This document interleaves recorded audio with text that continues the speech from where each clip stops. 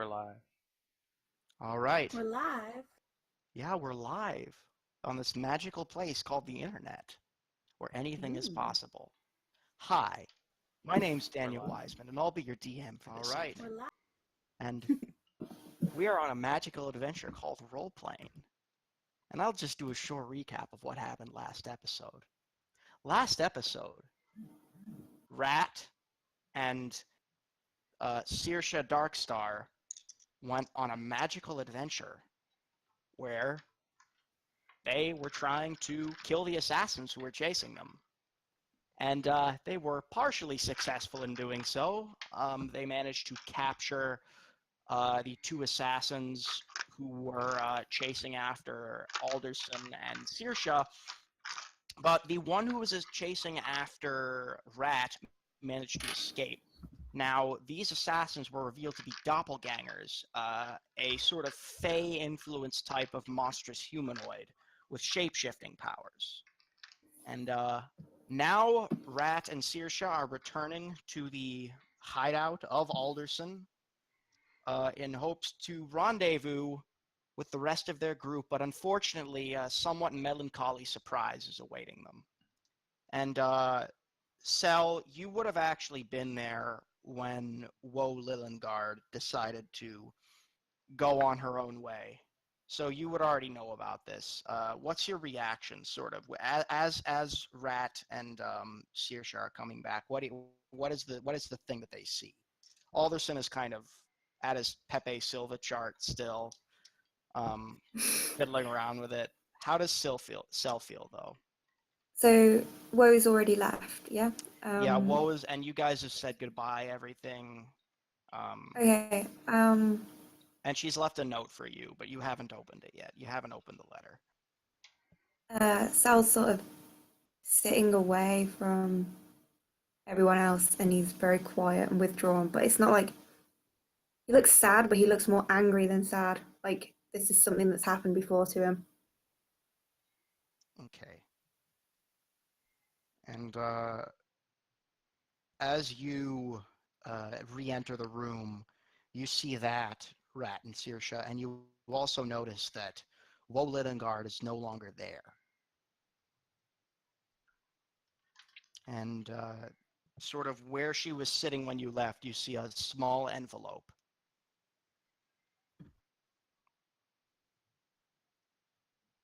I don't want to I alarm guess anyone, but I think Woe turned into an envelope.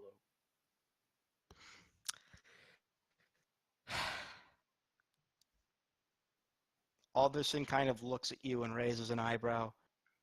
Your friend said she was leaving. She Well, said she didn't want to face you directly. She was nervous about talking to you face to face about it, and she wanted to make it as easy on all of you as possible. And then he kind of nods to the letter. Well, hopefully she'll find what she's looking for out there. Okay. Rat'll go over and pick up the letter.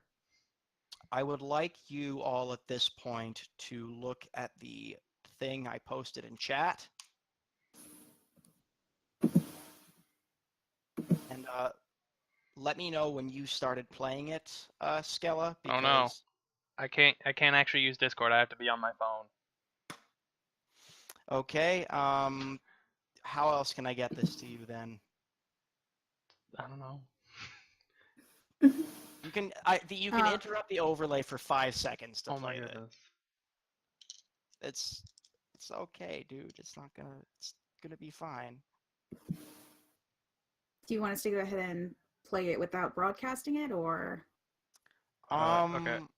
No, I'm gonna broadcast it. I'm gonna turn. You Okay. can all play it, but I'm gonna turn myself off and then play it over the stream. Okay. yeah, all of you can play it. Friends, Saoirse, Rat, and Cell. It normally is not my style to leave unannounced, but I was in quite a hurry to go. What happened at that church and my family has been weighing on me since my memory started to flood back. I don't know who I am anymore, if I am to be completely honest. It weighs on me daily. At this point, I only serve to slow you all down. I would have to take breaks, and time, and stress to follow after those of you who don't even wish to be followed. This is not animosity towards any of you, it's the truth. Had the situation been different, I want you all to know that I would have loved to stay and assist you. I need to figure out some things about myself first. I need to make sure I know where I stand, and I need to make sure that I sever all ties with absolute and complete resolve. I feel like I'm abandoning you all, but for my own sake, I cannot go on right now like this. I need some time to myself, my real self and my fabricated one, to sort out the pieces to make myself a cohesive whole again. To Cell, you have always been an excellent friend to me. I hold you near and dear to my heart. Continue to make the others smile and spread the joy I know you feel. Be open, be yourself, which of course I know is an easy task for you. You have helped me feel the joy I haven't felt in years. Thank you.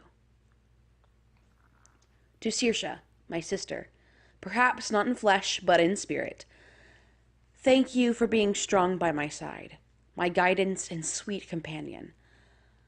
I am so glad your loose end got tied up, and I wish you nothing but the best luck in your endeavors. Truly, you have been such a steady and kind part of my life thus far, even if the time has been short. Continue that strength, which I know you will. Open yourself up to the love I know you can give. It will all be all right, my sister. Do not hesitate to contact me, and, if our paths meet again, please do not be a stranger. To Rat, I know we have never quite seen eye to eye. It's very obvious. But your strength is unparalleled to those of people who have been to war. I am envious of your ability to be steadfast and confident. I don't know if it's exactly a secret, but I'm not the most confident person.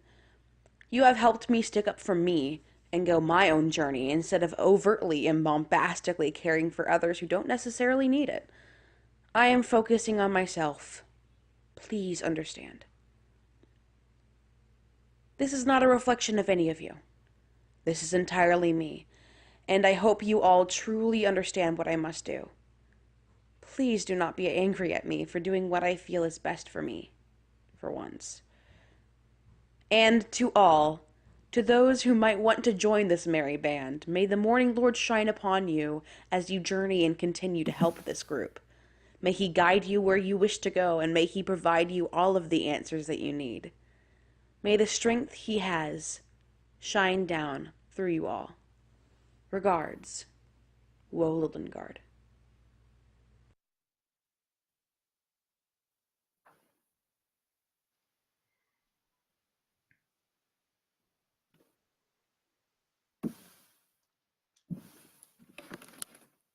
So what do we do?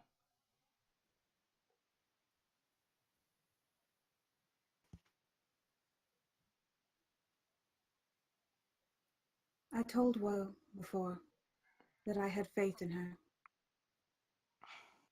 And I'm going to continue to have that in her. If she thinks it's best that we part ways for now, then I'm going to believe that this is the right thing.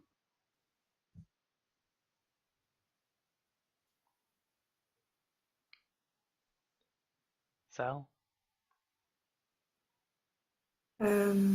Yeah, Sal doesn't really say anything. He's just still being quiet. Now that the letter's been read out, it's less angry. It's more just. Yeah.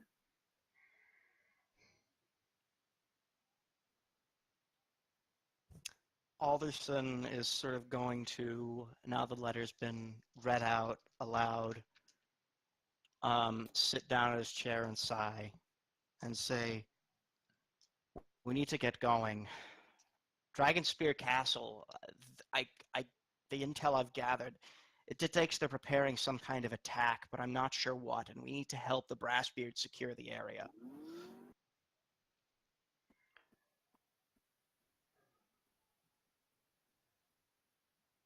I don't know about everyone else here, but I didn't sign up for a war. This is beyond my pay grade. You know, the Brassbeards are quite wealthy.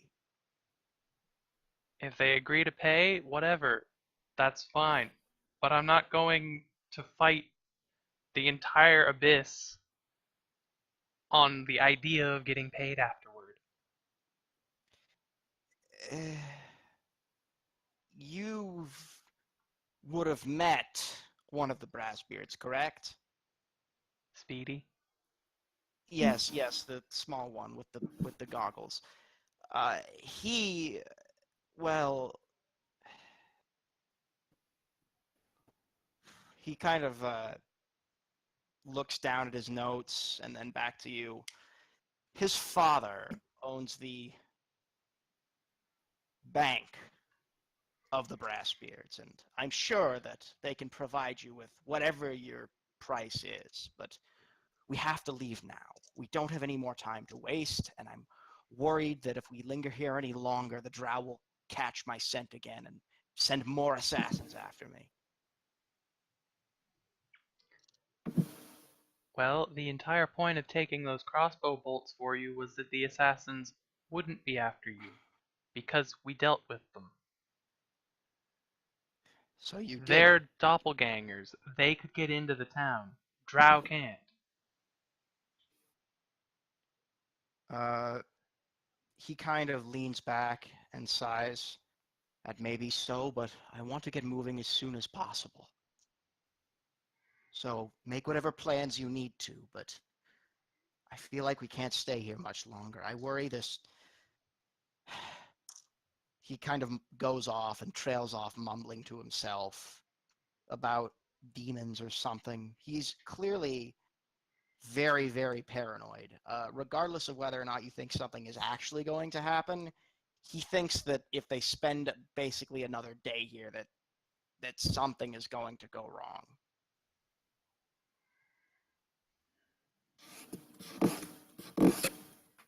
If nothing else, Rat, the assassin the third one, the one that was claimed to have been sent after you, they got away. Staying here wouldn't be safe. I'm not so worried about me. I can handle myself. It's not the first time I've had someone around my neck.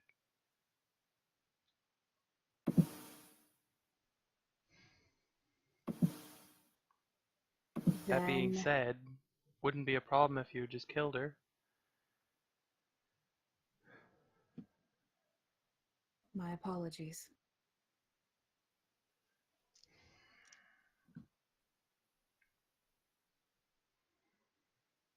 At this point, Alderson is going to basically start packing up his things. He's going to pile all of his notes in a bag. The Pepe Silva chart is going to come down. He's kind of musing about how many bits of string it took to make, but he's for now he's kind of in his own little world. If you guys want to talk about something. Sel, can I borrow your ring again? What for? I need information. And I can't get it as myself. Okay. So I take the ring, and I look at Saoirse. Please stay here. And I slip on the ring and disguise myself as Saoirse. And I'm going to make my way to the prison. Okay. Now, as the sort of looks that you guys received when you entered the compound, they're not giving you the same sort of wide berth as before. They seem to have, if they don't like you, they seem to have built up a respect for Saoirse in particular, since she was instrumental in getting rid of these assassins. And when you approach the prison, they open the doors for you without a second thought. They know exactly why you're here. So I'm gonna find the doppelgangers, assuming that they're still alive. They are still alive, although they look as though they've been beaten and bloodied. That's fine. And are there any guards in the room? There are some just outside the prison cell. And sort of you do pass Gilliam in the hallway as you're walking towards the prison, but he seems to be going in the other direction. Well, if there's anyone who would be within earshot when I talk to this guy, I tell them to leave. Are you sure, Bam? Are you deaf? They kind of roll their eyes, and then they're just gonna vacate the premises for now. And I walk right up to the the doppelganger that Saoirse was talking to, the one who wasn't such a wimp, and I just stand in front of him, stoic, no expression. Tell me everything you know about the third assassin now. He kind of looks you in the eye. They're sort of glazed over. Even somehow with his featurelessness, you can tell that he's just had a horrible couple of hours. And he sort of croaks out, I don't know shit. Everything that we did, we kept to ourselves. We didn't know what she was after. She came here to kill some brat. Everyone keeps making that mistake. Yeah, I know. There's no B. You sure you don't know anything? Oh, I know that she was sent after that purple whatever her face is, but I haven't seen her anywhere. She's probably as good as hiding as we are. Where did you go before you entered the city? We followed you from a distance. Camps, anything, rooms at a tavern. Where did you stay? We stayed in Waterdeep on our way here. Waterdeep is at the opposite end. While traveling, where did you stop? I don't know. We were camping out every so often. Where? He kind of pauses. Old Ardentown, I guess, was one of our stops, but we didn't see anyone there.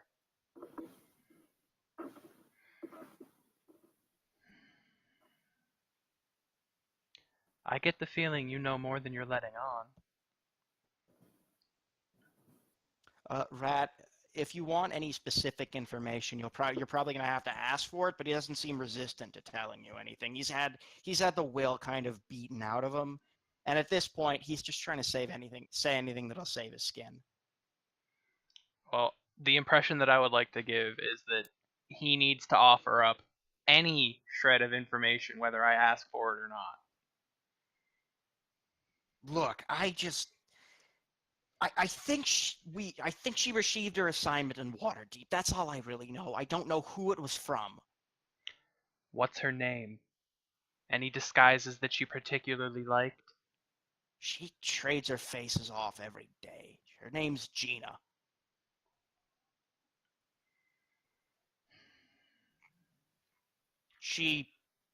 Well, the three of us were not exactly strangers to human settlement. We go in and out as we please, disguising ourselves as various vagabonds and waiters and crooks and whatnot, and these bounties, they sort of trickle their way to us.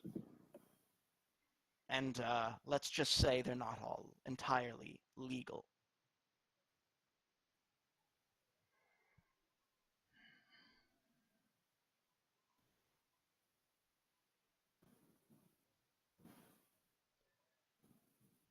I'm not in the business of letting loose ends hang. And Fucking kill me. I take off the ring and tuck it away. Are you still the human boy right Yeah. now? He kind of lowers his eyelids. Come here to mock me then, have you? I lift up the head wrap that I have, and I wipe away some of the makeup. Come here to kill me then, have you? You haven't exactly given me anything to change my mind about it. The only thing I know is that she received her assignment in Waterdeep. I don't even know the name of her patron. We assassins don't talk about that sort of thing. You should know that better than anyone else. The only thing I know is who she was trying to kill. And he sort of gives you a nod. The guards must have been really rough to you in here, huh? Wasn't pleasant, that's for sure. Yeah, you seem to be missing a bone. He kind of opens his mouth and a couple of his teeth are gone. I pull out the bone shiv.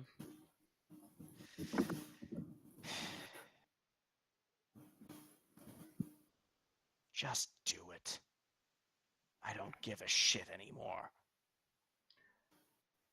I hold the tip of the bone shiv to his throat right here.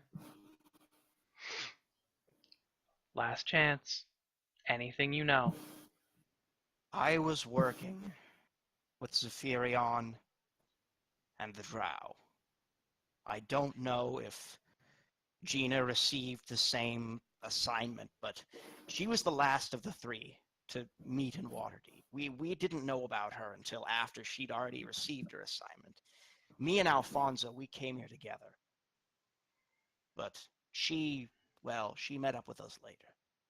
All three of us were assassins who had known each other beforehand, but her mark wasn't related to ours.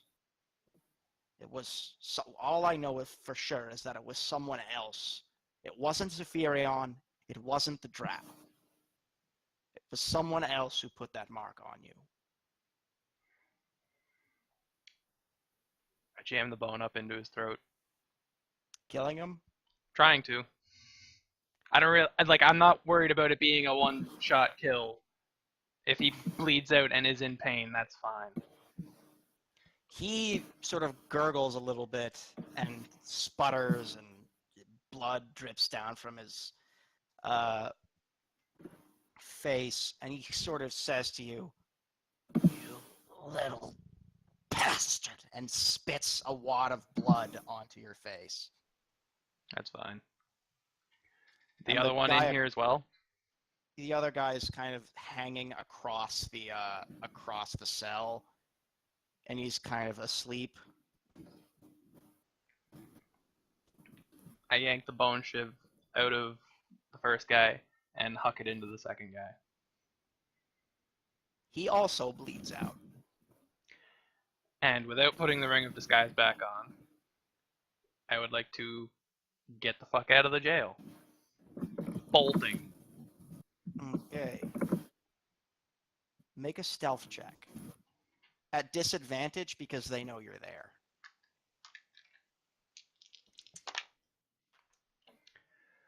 You're lucky it was a disadvantage, because that was a 20. What was the second one? A 14. 25. Where'd you go? No, you're able to make it out of there without any issue, and you're able to make it back to Rat and Saoirse. Although I'm assuming you do hide your horns at some point. Yeah, the headdress is still over. I just tipped up the front of it to wipe off the makeup and then put it back down. Mm-hmm. If at all possible, I actually would like them to see the boy leaving the prison, just so that nobody thinks it was Saoirse that killed these two. They do see the boy leaving the prison, and do you have any blood on you? Oh, yeah, you would have a little bit of blood on you. Yep. And they sort of look at you, and a couple of them try to run after you, but you're so stealthy in the streets that you just evade them entirely. Yep, city secrets, I move faster than any of them. Oh, yeah. I'm not even going to make you roll for that, just because you did so well on your first roll. And you do make it back to Saoirse and Alderson and Sel. I give the ring back to Cell. All right, Thanks. that didn't lead anywhere. Let's get out of here. I'm not saying that I'm going on this whole blood war thing because that's ridiculous, but I do want to get out of here. You act as though we'll be fighting these people all on our own. We've got help. Haven't really been given any evidence to the contrary. I have a network of people all over Faerun working to bring down House Olenrai and prevent another fiend invasion. Just insert that one. Where? Where are they? You'll meet them soon enough. Yakov is a member, for example. But as I understand, you didn't exactly listen to him when he told you about what was going on. Well, the town we're in is racist, and I don't like that. Anything to Well, play against their rules. I'm not a fan of it either, but sometimes you have to ally yourself with some disreputable people if you want to get things done. You would know about that, wouldn't you? You don't know me, bitch. And what's that on your face? Which? The blood or the makeup? A little bit of both. Oh, I'm sorry. Is hiding disreputable? No, but murdering is. And with that, he is going to finish packing his things and stand up and look to Saoirse and then Sel and say, "We ought to get moving. I need to know now. Are you in or are you out? There's no going back on this one. I can give you whatever you need. I can provide whatever financial incentive you might require. But at the end of the day, you have to make this decision now." I've been sketchy about doing this at all. I'm certainly not going to sign over my life to this. You don't have to sign over your life. You just said we're either in or out. That doesn't mean you have to. I'm not planning on getting you killed. No one here is going to get killed. Not if I have anything to say about it. Are the crossbow bolts still there? The ones that I threw at him last session and told him were for him? Yes. I just point at them. If I didn't know how to take care of myself, I would be dead because of you. And for that, I am truly thankful. Now let's go. Seriously, I'm real sorry, but I kind of want to stab your dad. Please don't. I'm gonna try not to. Completely ignore Alderson. I turn my back on him and look at Saoirse or Sel. And I reach into my pouch or whatever I have it in and pull out, let's say, 30 platinum. And I tell Saoirse to go buy as many healing potions as she can. And Easy tell enough. them that I will meet them at the cart because I am still a fugitive here. Fair enough. And I'll talk to Claire and Filberto and see what's up with them, what they want to do. They are in the process of playing Go Fish just outside the city gates, sitting in the cart. I love them. They're, you don't think there's a normal game of Go Fish. They're as you open the door, they're like rapidly. They seem to be putting clothes on, but they sort of look at you. It's like, Rad, what a pleasant surprise. I thought you were going to. Okay, you know what? We had expected you back earlier, but then you didn't come, so we were worried that something had happened to you, but we decided to wait, and mm,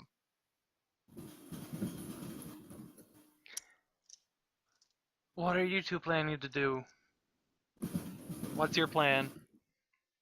well, we were going to go with you to, well, basically as long as you're going on the trade road, and then we were planning on continuing down to Calimport. That's where my brother is from. He'll know what to do. And Claire adds, the light of Lathander will guide us there. Yeah, so, we're not going any further down the trade road, I believe. They nod. I thought you were And going to... things are gonna get real crazy. So if you want to jump ship now, now's the time to do it. I don't plan on jumping ship unless things get truly dangerous. And then Claire kind of giggles and says, yes, we're in it for the long haul, if you will.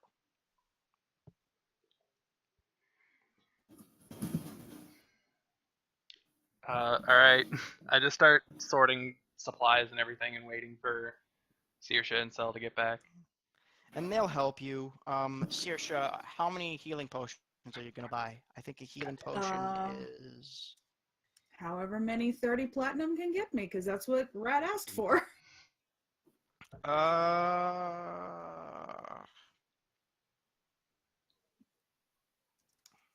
For a normal healing potion, I think it's 25 gold, and for greater healing, it's 50 gold. Okay, so there's... Oh my god. Oh, my brain. Math. My weakness. It's a lot.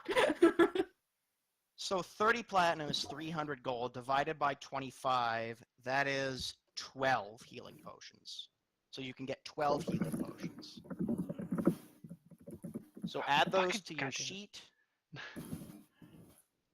I'll manage that. I just have all the cart Yeah, stuff. I was like, so. do we just put that in the cart nonsense? Sure. I'll say you guys put that in the cart. Is there anything you wanted to do in town?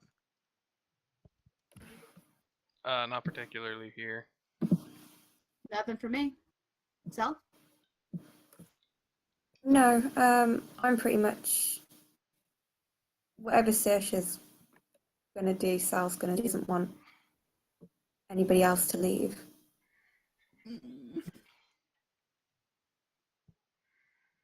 Alderson is going to sort of pat Sel on the shoulder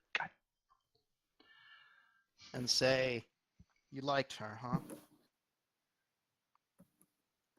Sal just nods, he doesn't say anything. Okay.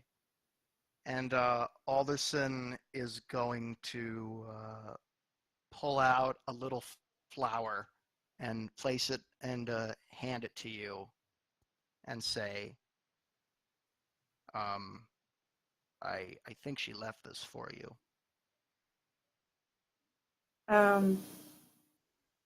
Sal ties it around one of his antlers on the one next to the piece of cloth. Yeah, and it's like a little daisy. So, as you guys get underway with that, I'm gonna say, so there's nothing else you want to take care of? You're just gonna go out to the cart? Yep. Okay, so you guys do manage to make it out to the trade road. And as you... Basically, Alderson is with you now, and he says that the trade road, it doesn't... The trade way essentially goes near Dragon Spear Castle, and continues along past that all the way to Baldur's Gate, and then it goes all the way down as far as Calimport. It's a long trip, but most people, what they do is they take a ship from Baldur's Gate. And Claire and Filberto basically decide that what they are going to do is at Baldur's Gate, at Dragonspear Castle, once you guys get there, continue on to Baldur's Gate and then get a ship to Calimport.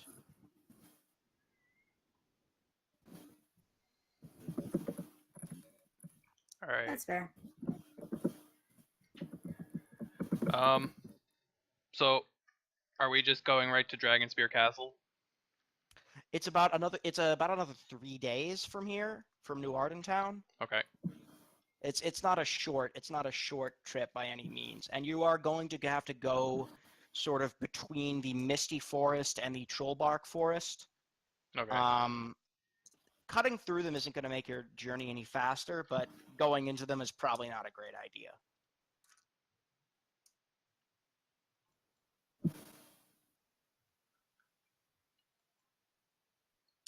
So yeah. Okay. Over those 3 days, Rat is very on edge. She takes her watch very seriously and scouts the area out instead Rat, of I staying would in one. like you. Okay, go ahead. Sorry. All right, you can finish. She's just scouting instead of staying in one place. I would like you to roll for night terrors. Yeah. So this is I don't find anything. Hmm? I don't find anything What do you mean you don't find anything? when I'm looking around during my watch. No, you don't find anything. There doesn't appear to be anyone following you. As you move on from New Ardentown, actually, things don't seem to be any more unusual. Although you do notice a slightly higher concentration of dwarves than is normal, like a lot of dwarven caravans. They don't seem to pay you much mind, though. A couple of them will give you an odd glance every now and then because they don't expect to see you either, but none of them are being out overtly threatening or anything like that. And they all seem to be carrying like camping equipment or building supplies. Not a whole lot of weapons or fancy jewelry. A Okay. couple of them are, but nothing too gaudy, which is a little bit unusual. Usually dwarves are transporting, nice weapons or armor or ale. You do actually see one cart full of ale driven by a guy who is clearly drunk. At one point, his horse kind of veers off the path and crashes into a tree. Uh, don't drive drunk, kids. It's a bad idea. Do you want me to just roll for the last night because it's mostly a combat thing? Like it's only gonna Uh, penalize my health. yeah. Well, I mean, basically just roll to see if you have a nightmare at all, because I have something planned. Oh gosh. All right. So roll for each day. Uh, good on the first one. Second one is a nightmare. And the third one? Yeah. Sleep paralysis. All right. So on the second night, Rat, you are sleeping, and in your dreams, there's sort of a pitch black hellscape almost, with fires burning in the distance, and you can hear tortured souls screaming out. And from that darkness comes some creature sheathed in fire. And you are also in this dream, except you are very alone. You don't have any weapons on you.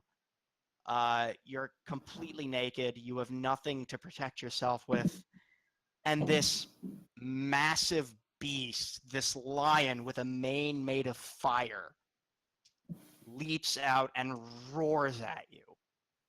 And I would like you to make a charisma check.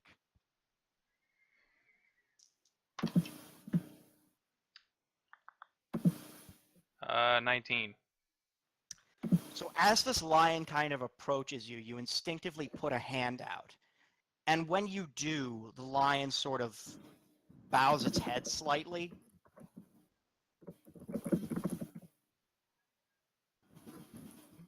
And you feel as though you're now in control of this dream. Is there anything you want to do?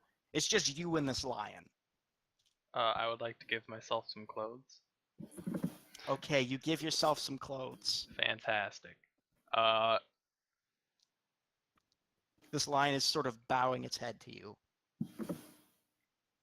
Tiny mountain of honey jerky between me and the lion.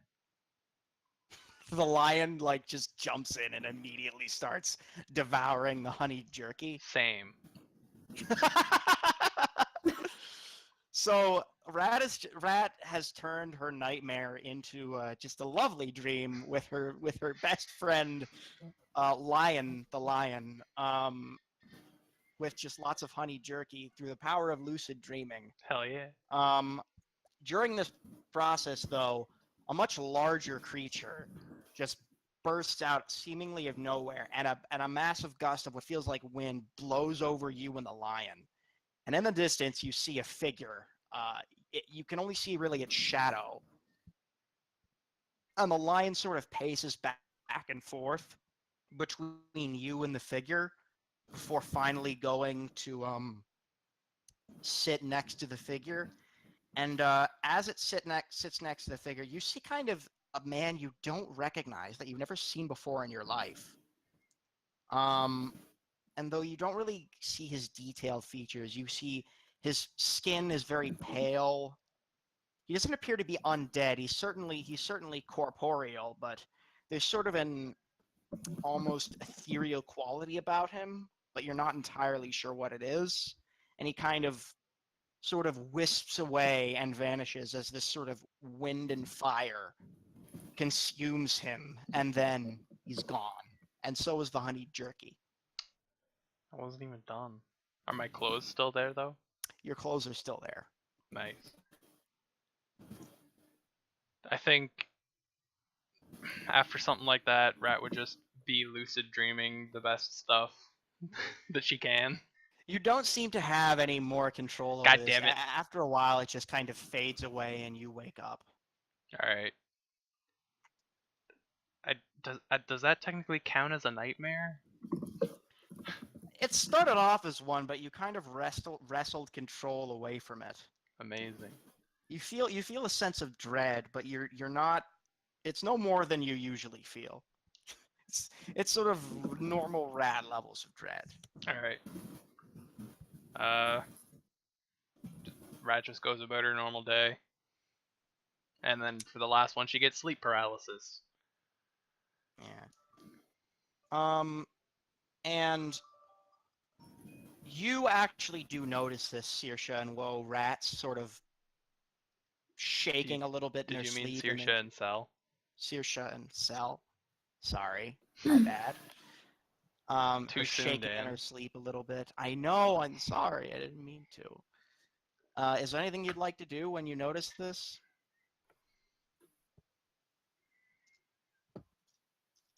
Um, Wait, how so would they know probably. this? Doesn't Rat Well, sleep in the solo room? Oh, that's true. mm, So never mind.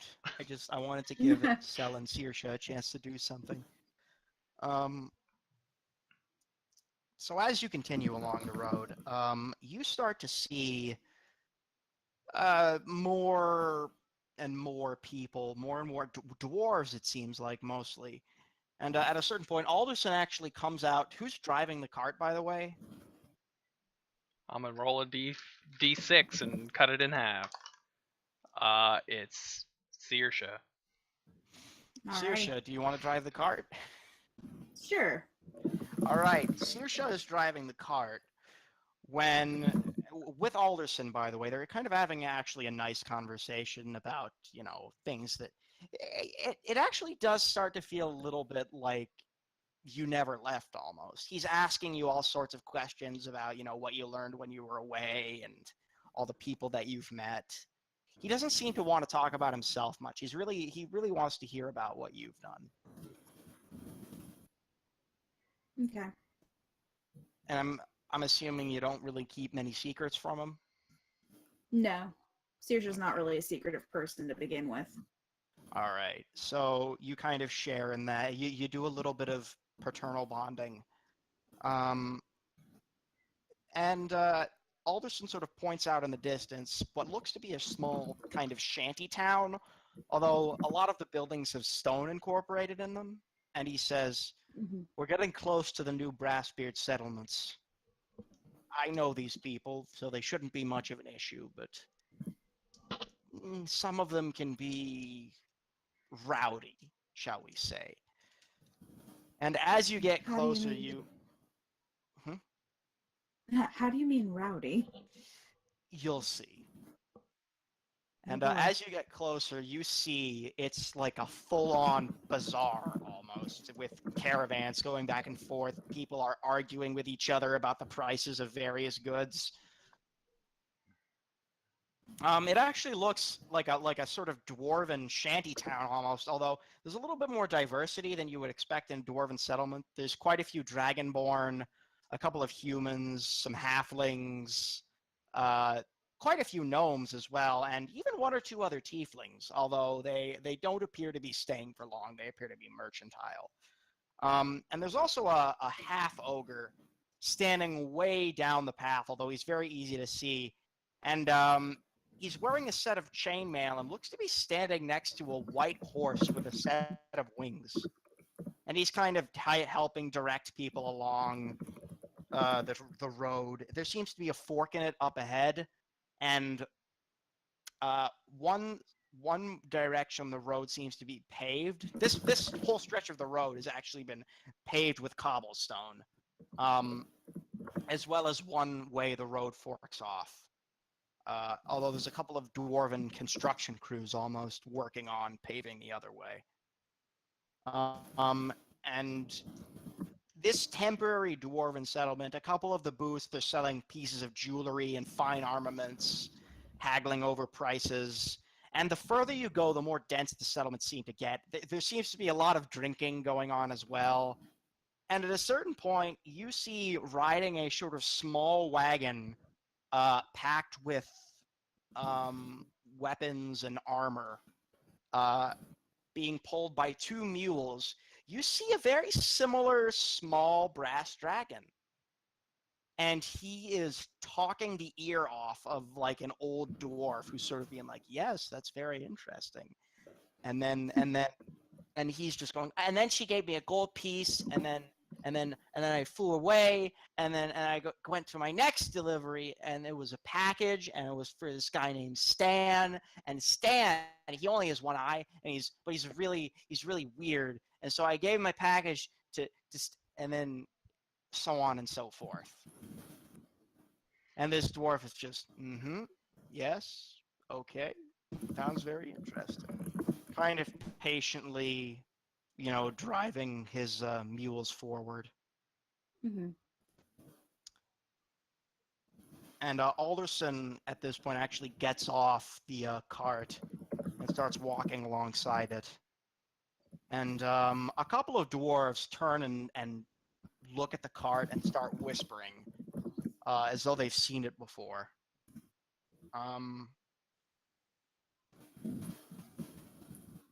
Is it as the cart starts to, do you slow down the cart, or what do you do? Yeah, I'm slowing it down. Can I make a perception check to see like what kind of stuff they're saying about it? Like good shit, bad shit? Wasn't that the one that was stolen by that weird? Make a perception check. Yeah. 11. Wasn't that the one that was stolen by the? And it kind of trails off. You can't make out the whole sentence. Okay. But you get the vibe that this cart. They're sort of wondering why you have it, although they seem to be familiar with it. Okay.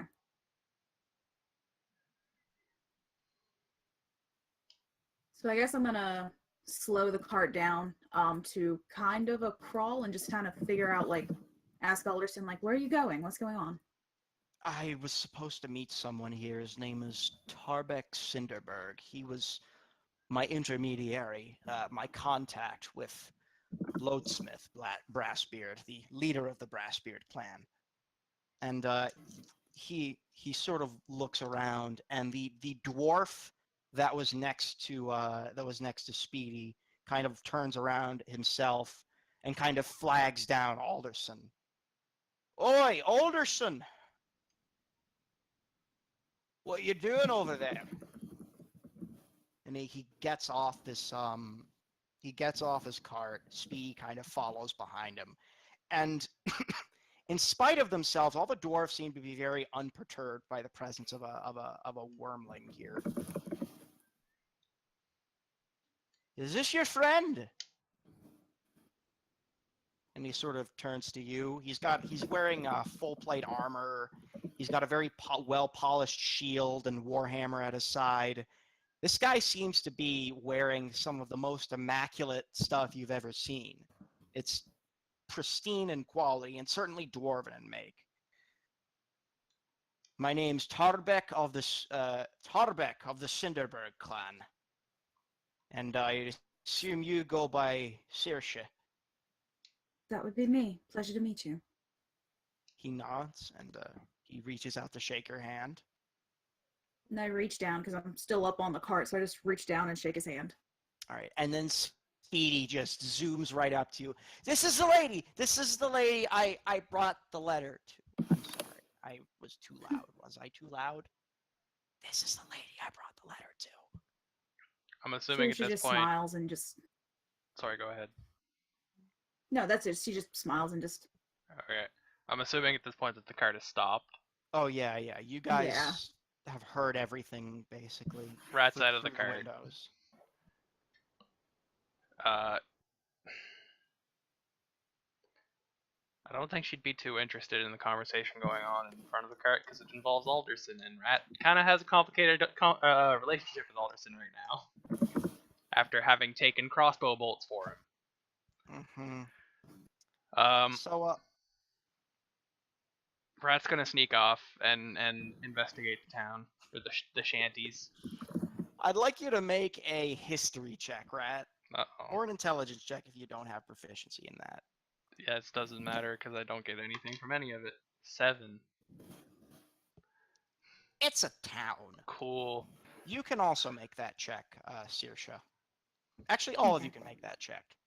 You're all proficient. You got bardic lore up the wazoo, right, Sel? What? Sorry, which one is it I'm rolling for again? History. History. Oh no, I've got really bad history. Yeah, I did. I rolled bad.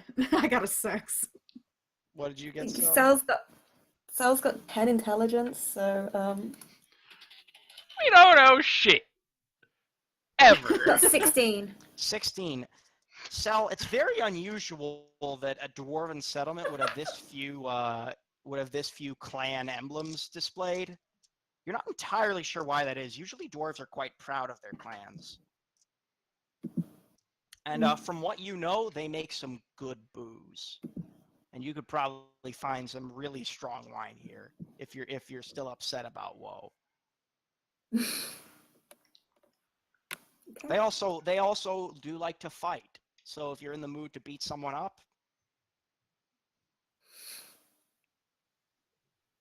Sells in his element. yeah. His Salomon. Yeah, I was about to say Element. his element. There's even some drinking songs. You hear them echoing in the distance. There's actually this one game where there's just 2 people playing and they punch each other and then they take a drink. And that's it. You have no idea what the point of the game is, but they're doing it. Yeah, it's just a great chaotic place. It's a sort of bazaar / living complex.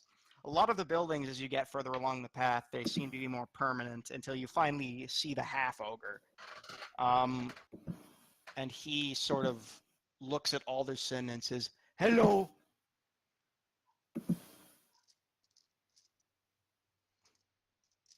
And Alderson replies, "Hello, Nug." Alderson sort of nods his head on the left direction of the path. It sort of leads towards the high moor, the sort of geographical feature that Dragonspear Castle is part of. Now, the thing about Dragonspear Castle is it's kind of built into the side of the high moor or near the side of the high moor. As you get closer to it, there's sort of a couple of branching paths, and by this point, the settlements have become quite dense and clearly permanent. Like, these are all buildings that are made of stone and furnished wood, all in the dwarven style. Very practical, very compact. And as you get closer, you actually see in the distance, in the side of the mountain, there seems to be a tunnel going down with a few dwarves guarding the entrance, also dressed in plate armor. I'm just gonna ask whoever's listening, what's all that about? You see, I was mentioning earlier the Brassbeard clan, they've settled here. Uh, they're currently working on an effort to try and repel the demons and devils who have been fighting over this area. Normally, it's not like them to, not like dragons in general, to come out of hiding and try and fight alongside mortals, but they made an there's sort of an implicit agreement that if they hit first, you can come out and start hitting back. So if evil hits first, the Brassbeards hit back. And then Alright. Tarbeck Cinderberg chimes in. He's like, that's one of their mottos. One of the what? The mottos. You never heard what a motto is? It's like a saying. You know, a motto. No, out of character, I'm not understanding what you're saying. It's A motto, but with a glottal stop. Oh, okay. Alright, cool. Sorry. One moment.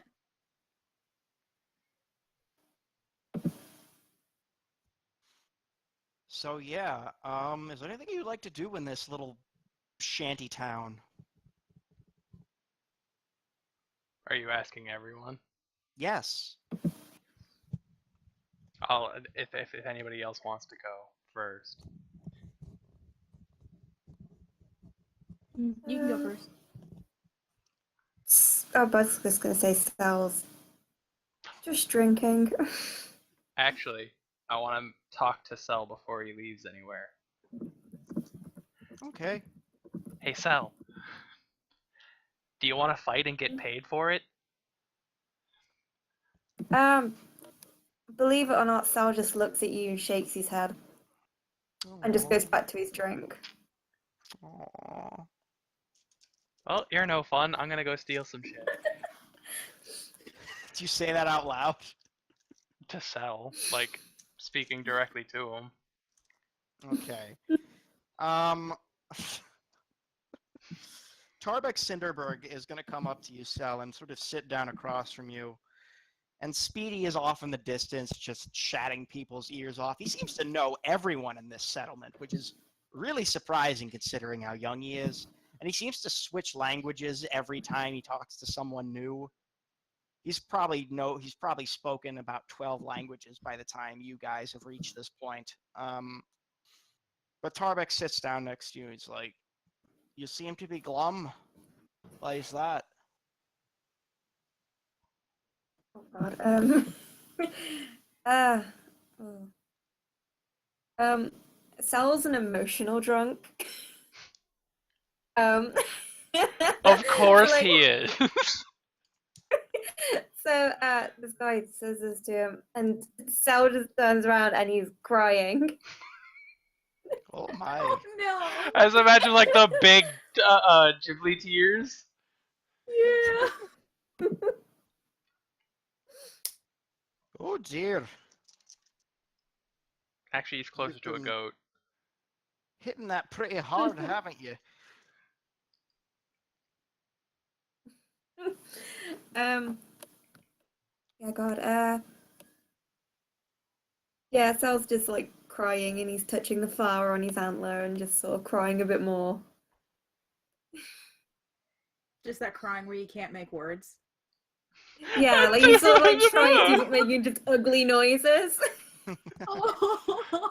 Oh dear. So Tarbeck kind of leans over to him and pats him on the back. There, it's gonna be all right, whatever it is. You just need some time to, I'll leave you alone if you want. I don't mean to. I And then the minute he says that, Sal Sal picks up his goblet and just throws it and goes, "Everyone just leaves me," and then storms off. What the hell was that all about? And Tarvik Cinderberg just kind of like picks up one of the half-empty drinks and finishes it. Ugh. I That's dicey. just He's a dwarf. He's resistant to poison. bless you, Tarbeck. Oh, it's gonna be alright, whatever it is. I'm sure it's gonna be fine. That's a mood. He's That's just trying- how I handle shit. He's doing his best, guys. He's doing his best. Saoirse, what do you want to do?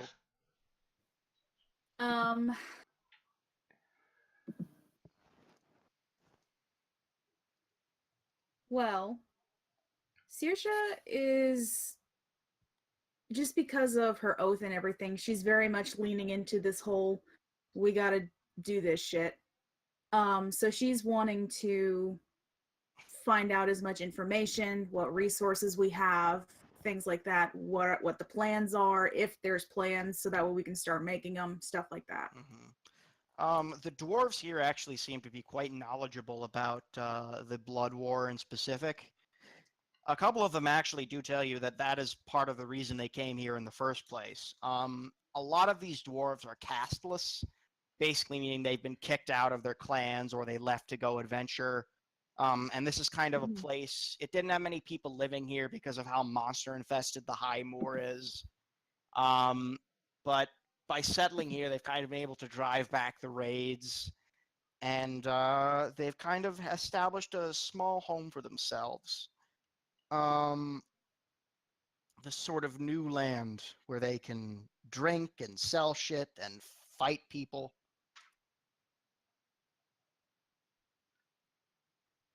The Faerunian dream. Sure.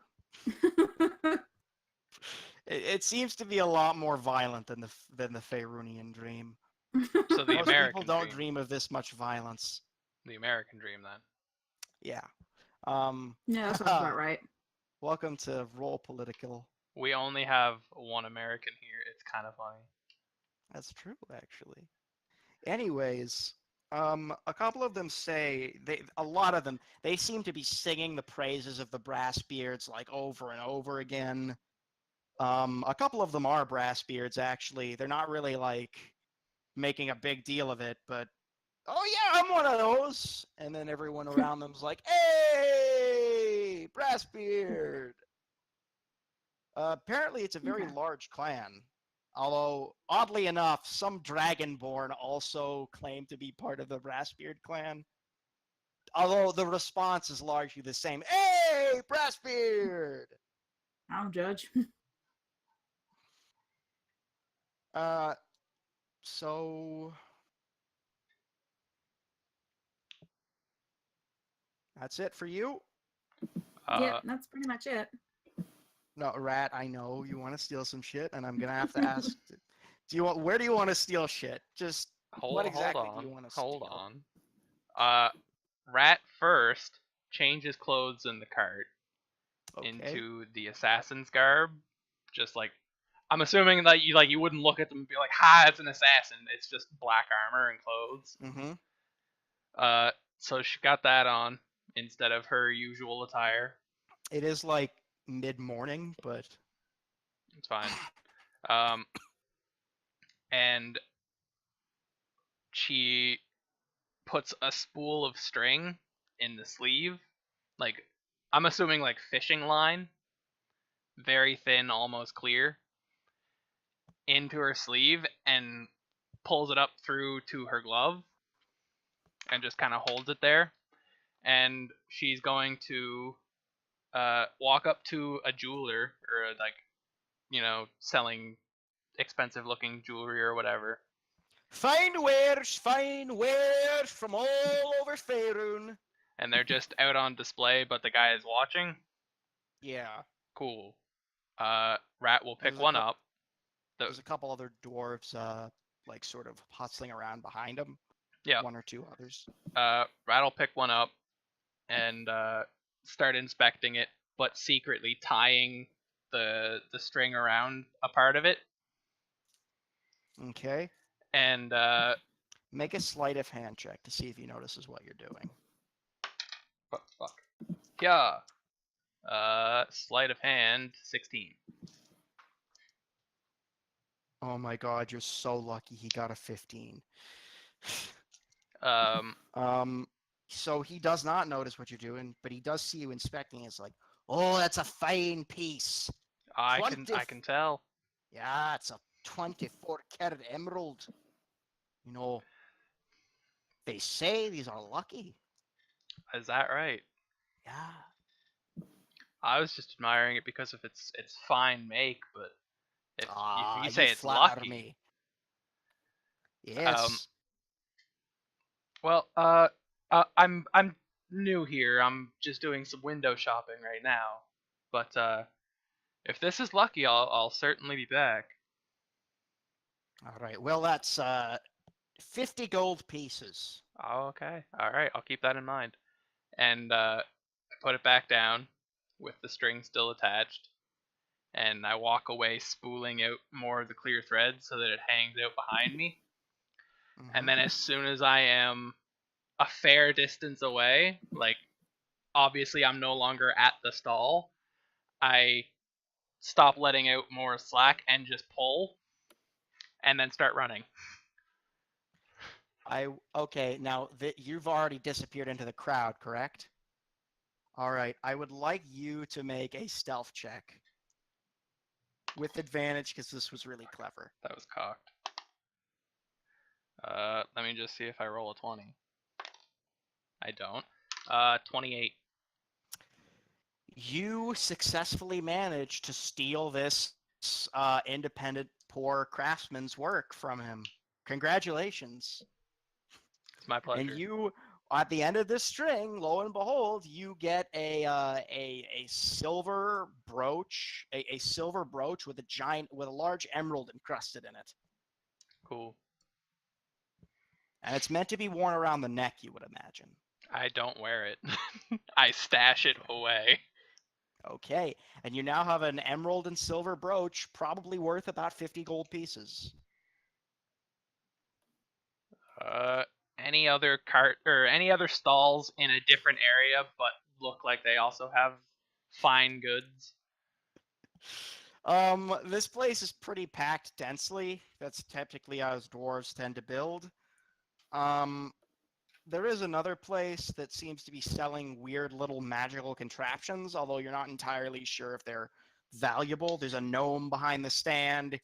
He seems to have a very long, bushy mustache. All right.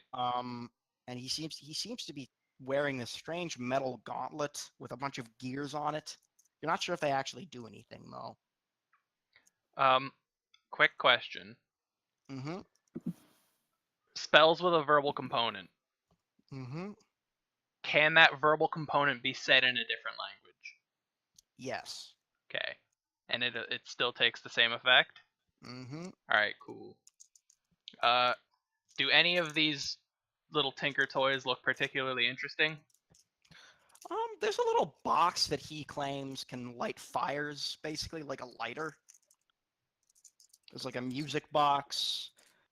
Uh, Now this particular man, this particular gnome with his bushy mustache, there's a sort of poster next to his stall. It says, "Missing magical self-driving cart, stolen 2 months ago," and there's kind of like crossed out. It's like 4 weeks, 5 weeks, 6 weeks, 2 months. Uh, Apparently he's been looking for it for quite a while. Stolen 2 months ago by strange gnome wearing top hat, or halfling wearing top hat. Reward if found. Is the reward posted?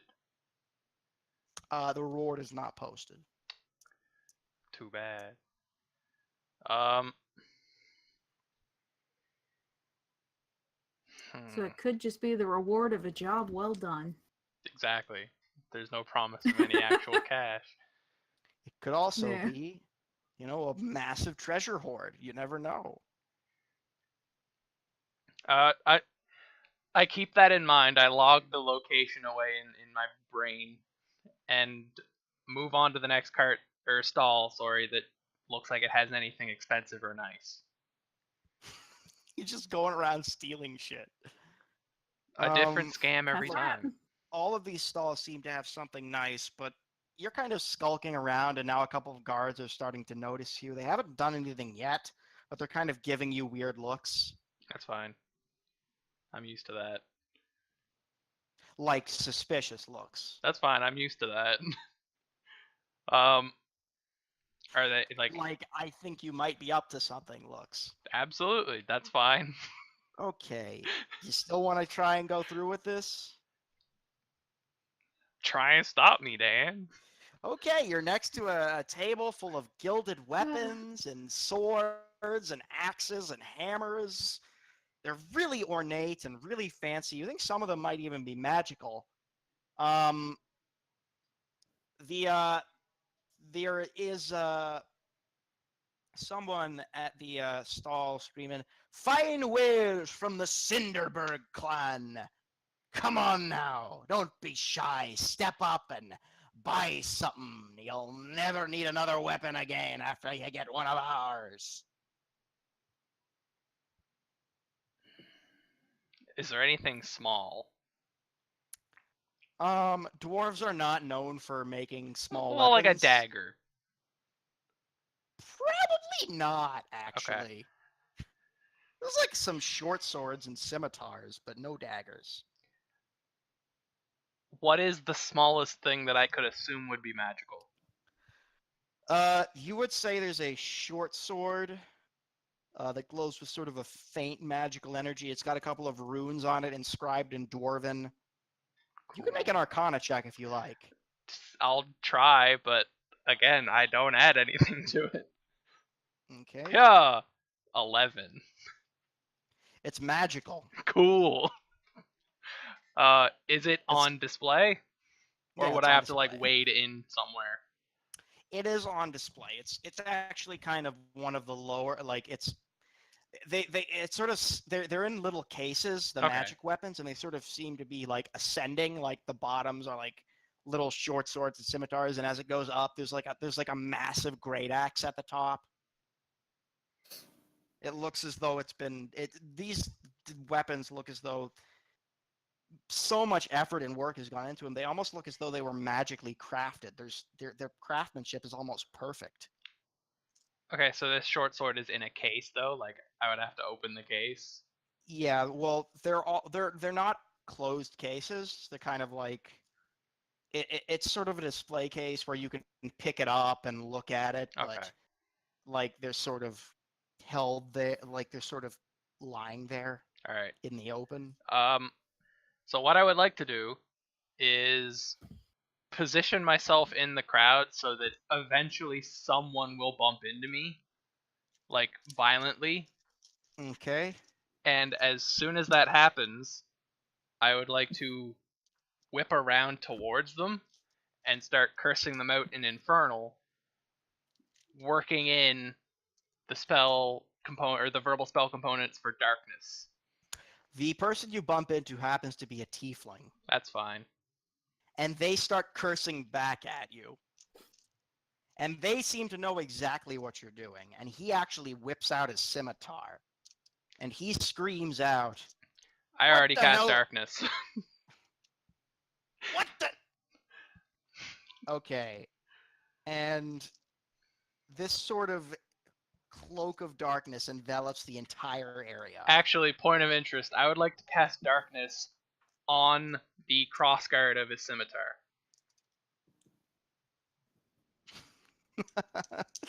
Very clever, very clever. So all of these dwarves sort of look at him and start screaming and panicking and then run out of the circle of darkness. And what do you want to do now? This darkness, by the way, has also enveloped the place you were trying to rob. I'm aware.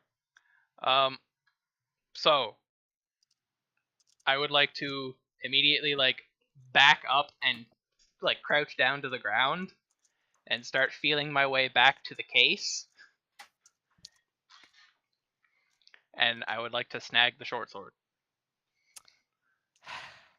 Make a sleight of hand check at disadvantage. All Because right. you're feeling around in the dark. Yep. Those are not great rolls. Disadvantage total Uh-oh. 10. 10? Yep. You do manage to get a hand on it, but you feel another hand on yours. Can I use my tail? To do what? Actually, no. Can I cast Thaumaturgy? Sure. I would like to shout hands off in as gruff a voice as possible. Your hand is grabbed violently and angrily by a very strong grip, I might add. So the shouting doesn't do anything? No, the shouting does not do anything. And he is going to make an unarmed attack roll against you. At disadvantage because of the darkness. At disadvantage because of the darkness. Okay, he rolled very badly. He rolled a 6 in total. Cool. I'm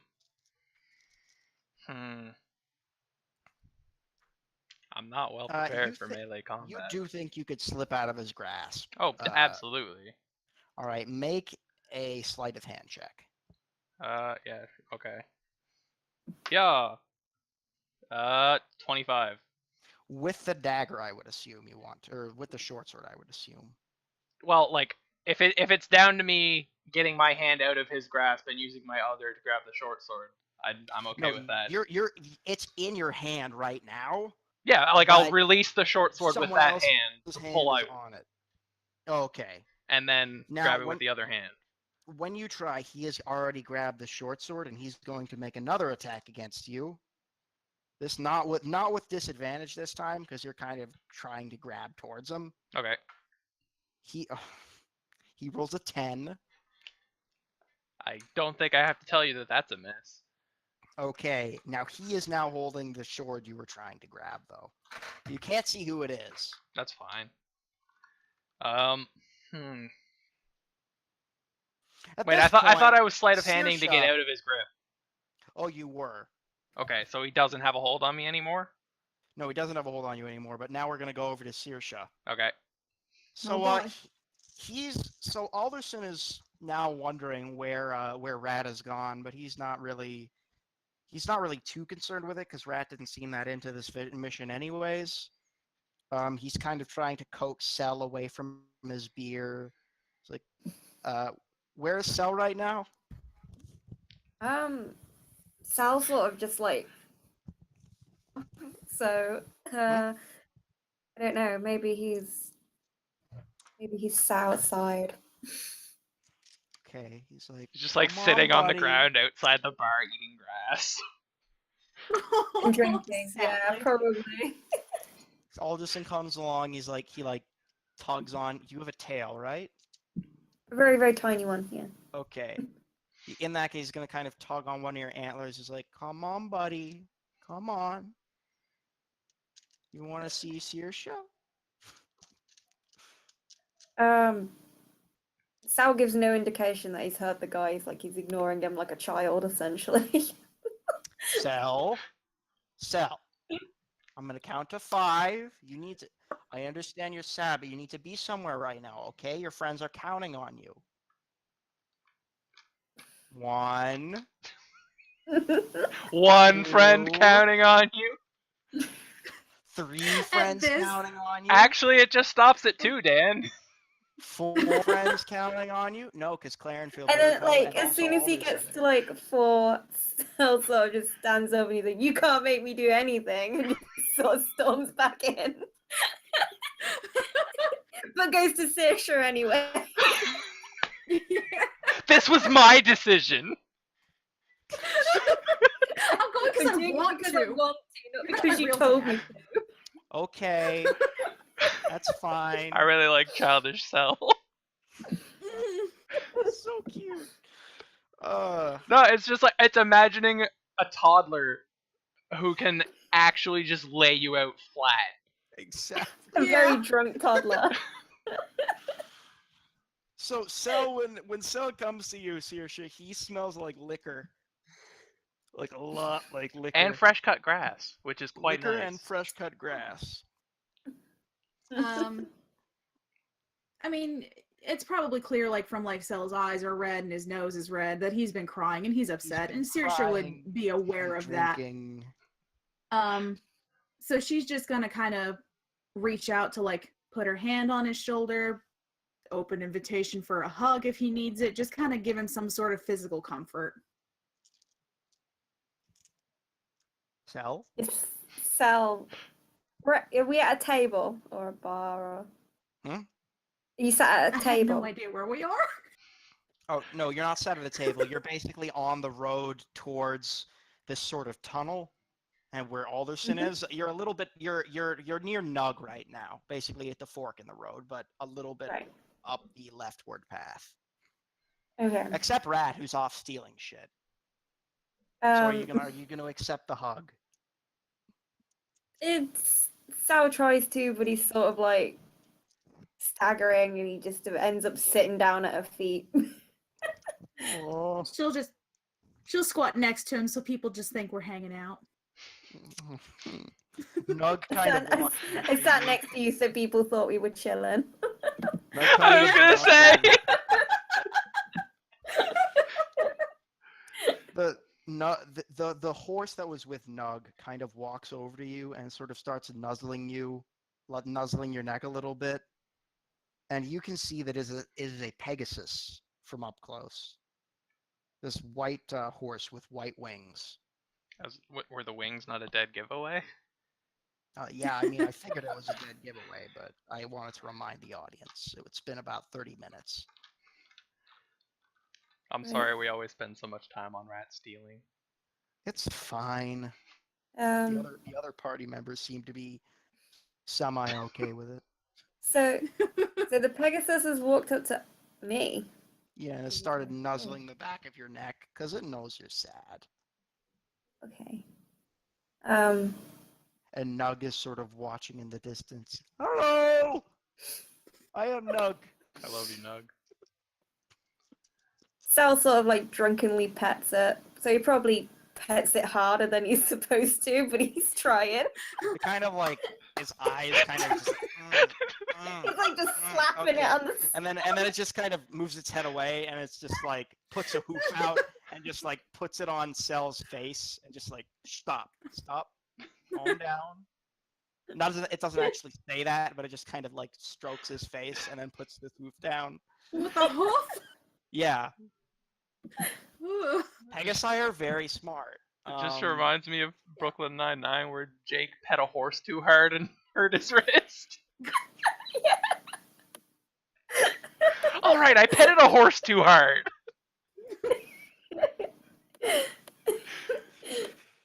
I'm so glad that show was uncanceled. Anyways, Rat, what do you do now that you don't have this thing in your hand, but you do have a very angry dwarf and a very angry tiefling? They appear to be honing in on your position. How? There's darkness everywhere. They're trying to hone in on your position. I didn't say it was going well.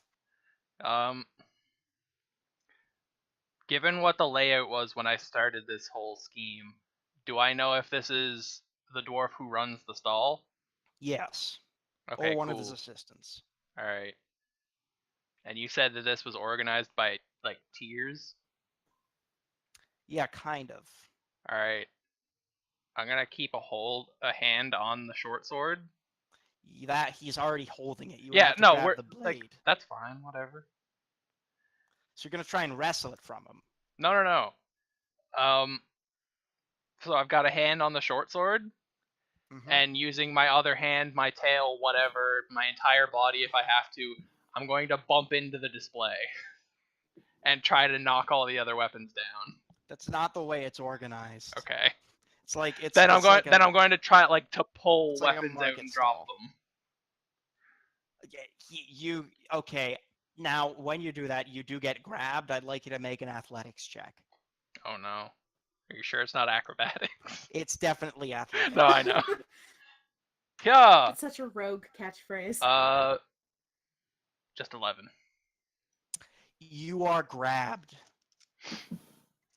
and you hear in Dwarven, "Get rid of the darkness now." No, wait, sorry, you don't hear in Dwarven. It's in Common. I was like, I, You don't speak Dwarven.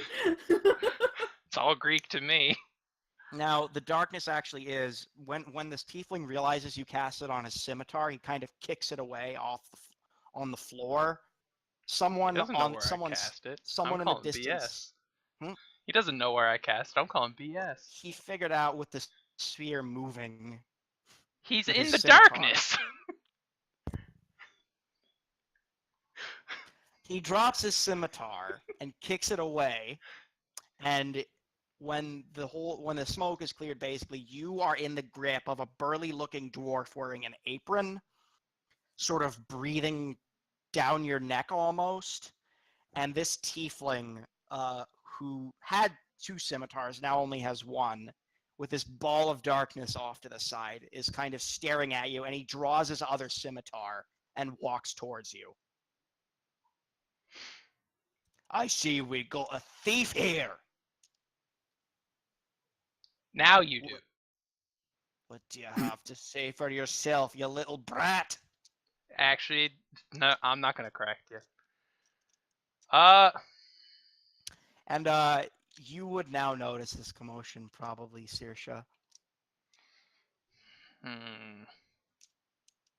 You see Rat, Okay. her hand is being grabbed. You see that there's a bunch of people looking at her angrily. And one person chimes up and says, "She probably stole the cart over there. I thought it looked familiar." So there's a hand actively on me. Yes, you are currently in someone's grip. All right, cool. And there's more people closing in on you. They're like taking you by the limbs.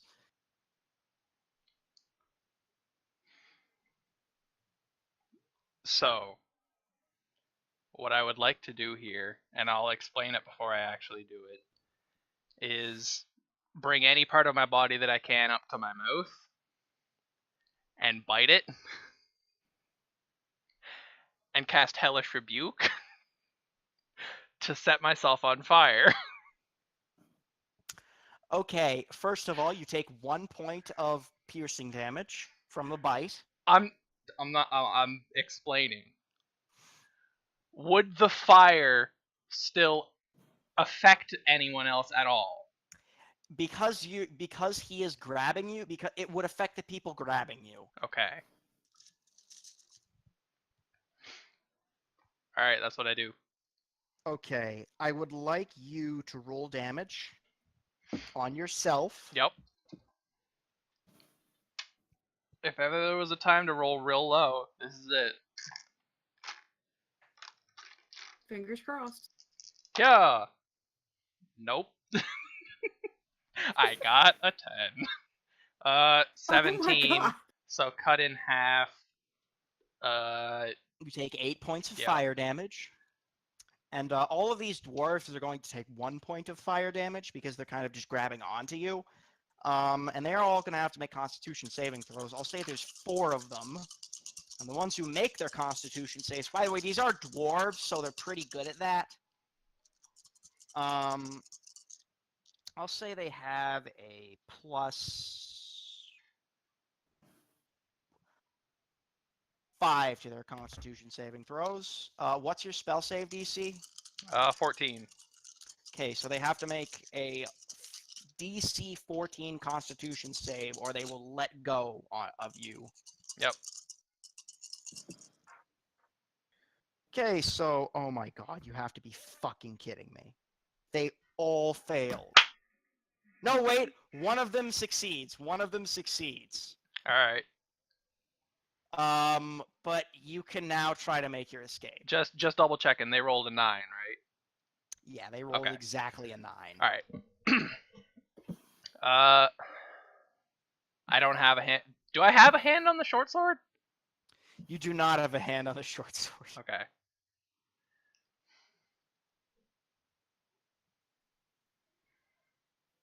But this tiefling is now staring you down. I don't care about him. He doesn't have class levels. Sure he doesn't. Um.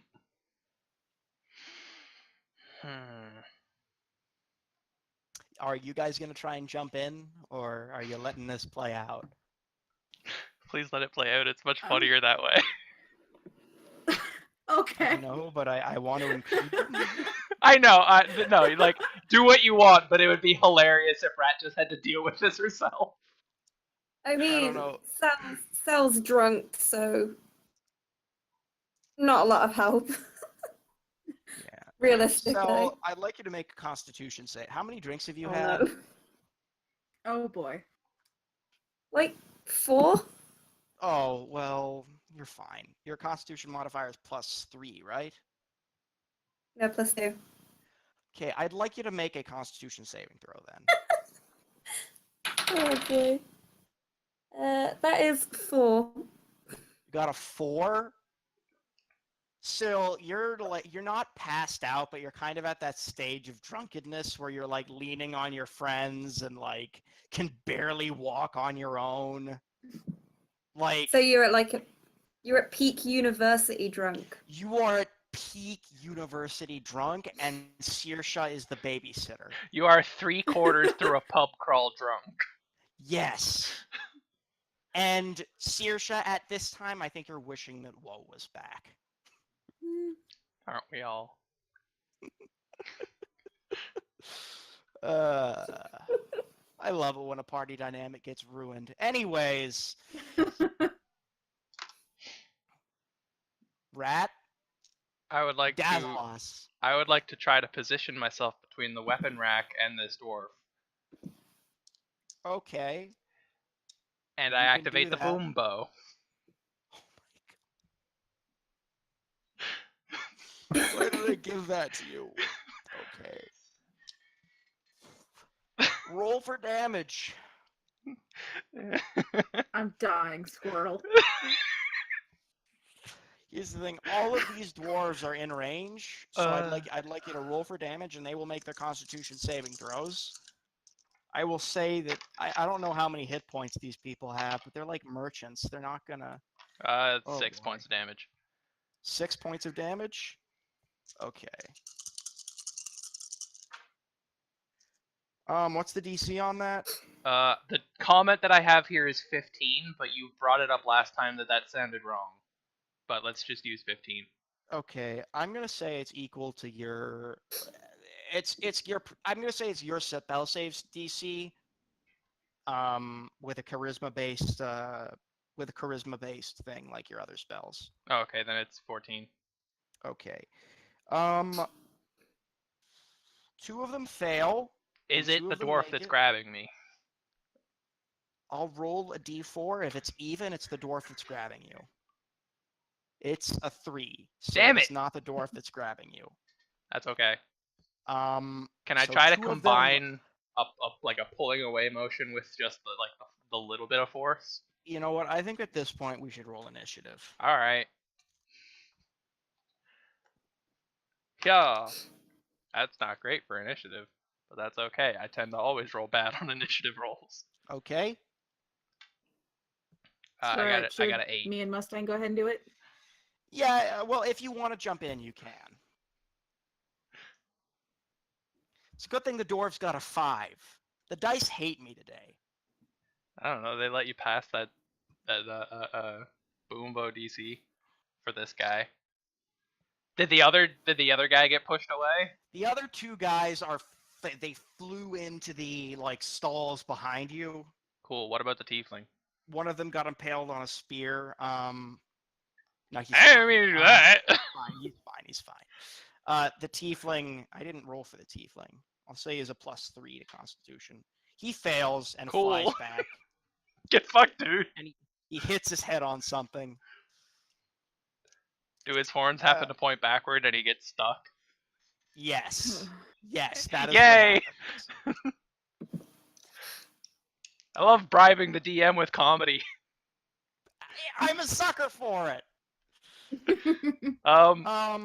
So yeah, I got an 8 on initiative. You're still doing better than the dwarf, so it's your turn. Cool. And you only have one dwarf grabbing you. I'm going to try to escape artist my way out of his grip. Make a sleight of hand check. Opposed by his athletics check. 26. Sorry, 27. My bad. Okay, well, you managed to escape. I can't believe it. I rolled a 19. I would hope that I got out. How amazing. When I activated the boom bow, the spell says... It's Thunderwave. Yeah. In addition, unsecured objects that are completely within the area of effect are automatically pushed 10 feet away from me by the spell's effect. There's no unsecured. Has anything like on a table or like any of the weapons flown The boots are too far away from each other for that to happen. It's a 15-foot cone, right? Yeah. No, 15-foot cube centered on me. No. It's centered on you. Yeah. Like it goes outward. Yeah. Yeah. That's how Thunderwave works. So, yeah. The weapons have started to fly out off the shelves, literally. Can I make a sleight of hand check to catch one? You can make, I'm going to say, an acrobatics check, but I'm also going to need you to make 4 dexterity saves. Okay. Because now they're coming back down.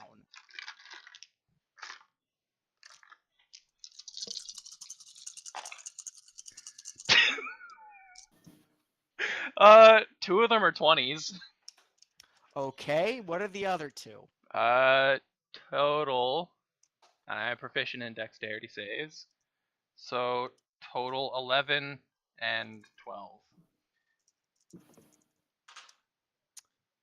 You make all of them. These weapons, they all comically land like around you, like in a cartoon. Nice! What one looks the most expensive? Definitely the massive great axe. I pick it up and run. The battle axe. You pick it up and run. Up. And you're just gone. Wait. Up if possible. Like you run up. Well, there's nothing behind the stall. No, do the stalls have roofs? It's like no, not even. Okay. It's like 15 feet tall. That's about as high as you're gonna get. You could jump from stall to stall, but I'll do that. okay. I don't see a problem with that. So you now have this battle axe in your hands. You're running along the stall. You're running along the stall roofs with it. I'm Assassin's Creeding the fuck out of this. And you've got dwarves now throwing shit at you. They're now throwing javelins and hammers and nets at you. It's now the dwarves' turn. And I'll just roll for all of them to see if any of them hit you. Alright. You've got to be... Okay. See, I know that a 14 or okay, does a 16 hit you? Does a 19 hit you? Yes. Okay. Now, on a D4, it is a net. Otherwise, it'll just be 1d6 damage. If it rolls on a D4, on a D4. If it's a 4, it's a net. Oh, okay. Otherwise, it's just damage. And it is... That's a 1. Blessed. So, Hashtag blessed. You take... 5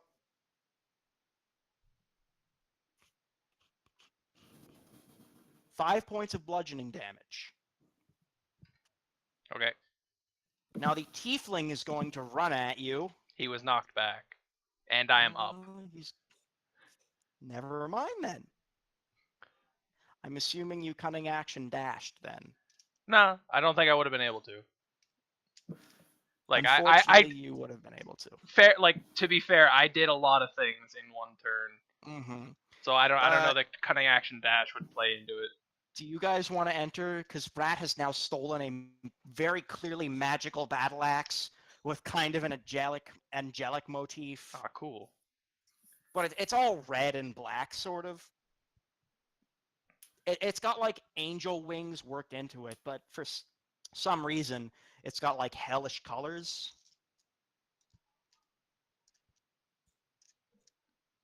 Guys, going to do anything? I'm not gonna make any I contact. can't think of anything. Oh, okay. So it's a battle axe, is it specifically? Yeah, someone screams, "She's stolen the Fiend Slayer! She's working with the succubi!" Oh, god damn Oh, so this weapon has a name? it. Yes, it has a You're name. never getting it back.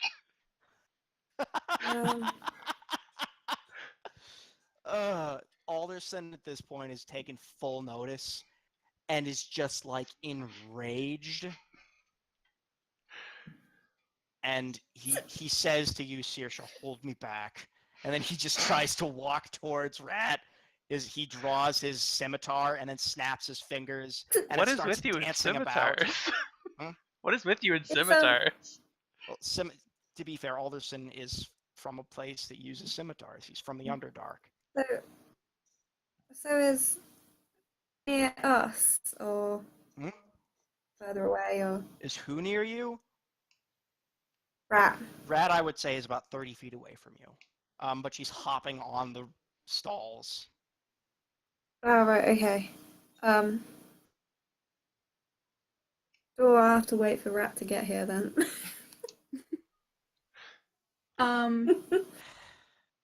Saoirse is kind of taken aback and stands up real quick, stands in front of Alderson and puts her hand on his chest and is like, "What are you doing?"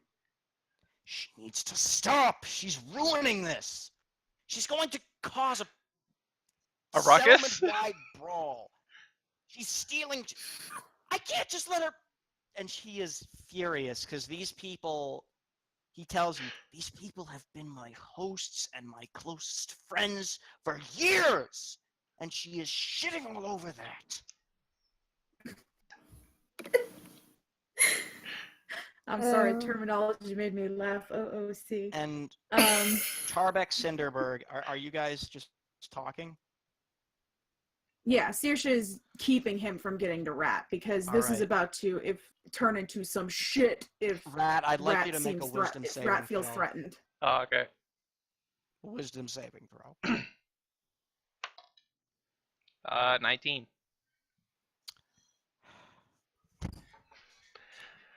So I don't know what it is. I seem to roll real well when it comes to saves. You have succeeded. Do I know what the effect was? Yes, you do. You know that Tarbeck Cinderberg has tried to cast Hold Person on you. Nice try, chump.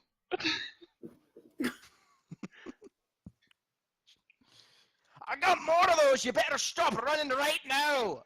We'll see how far your range goes.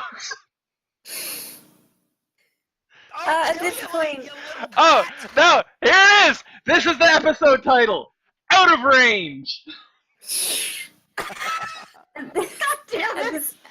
at this point, Sal, very drunk, sort of like staggers up and like thinks, With "Oh my god, like disadvantage. Whatever you're doing, Yeah. you have disadvantage. this is really cool," and he puts his hands in the air and he's like, "Rat, rat, throw me the axe." No. No, no. Okay, so roll for initiative. Okay, out of character, I just want to point out a couple flaws with this plan.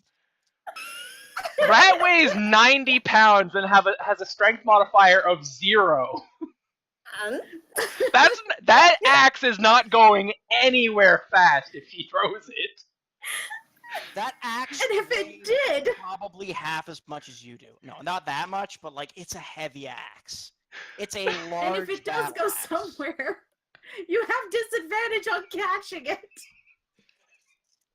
Rat, make an attack roll itself. Are you sure? Make an attack roll on Cell. I'm not throwing it. Oh my god! Okay, then. you don't Cell's have to throw drunk. it. But Cell, I'd like you to roll for initiative. Oh no. You have disadvantage because you're wasted. Oh wow. Okay. Um. Five. 5. I think you got the same as the dwarves. What'd How you I get? thought this episode would go. She rolled 5. So you tied with the dwarves. Okay. Oh my god. So do you just wave your hands around? Is that your action? Yeah. I'm not attacking anyone. I just said throw the axe. Okay. Rad, it's now your turn again. In what direction is Tarback Cinderbeard? He is behind. He is in the same direction as Cell. He's behind Cell, So like east, west, north, south. right ahead of you. Alright. About 40 feet ahead of you. Cool. Cunning action dash. Double move action the opposite fucking way. Back to the horde of dwarves that are chasing you. That are 15 feet below me. Yeah, sure. Okay. A couple of them of the stand owners reach up at you, and I'm gonna ask They're you to dwarves and I'm 15 feet up. They're There's- jump. I'd like you to make an acrobatics check. The all dwarf basketball team! Dan is so frustrated right now. Chased down by the dwarven basketball team. Yes. Dwarves are very good at basketball. It's very surprising, actually. I'd like you to make an acrobatics check, Oh no. and if it beats all of their athletics checks, What did you roll, dude? No, wait, Dan, go ahead and roll.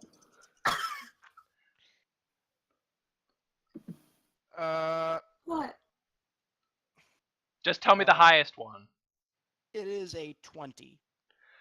Oh, that's a natural 20. Oh, okay. What I got a was yours? 24. Here's the thing. That's still. Yeah, I think, auto success, that's fine. No, that's not an auto success. Oh, okay. I think with your modifier, you still technically beat him. I rolled a 16, and my acrobatics is +8. Wait, I forget what strength modifier I gave these dwarves. I think it was a 3. No, it was a 2 for the strength. It was Oh, a 3 okay. for constitution. No, it was a 5 for Constitution. No, because they have proficiency on constitution Oh, okay. saves.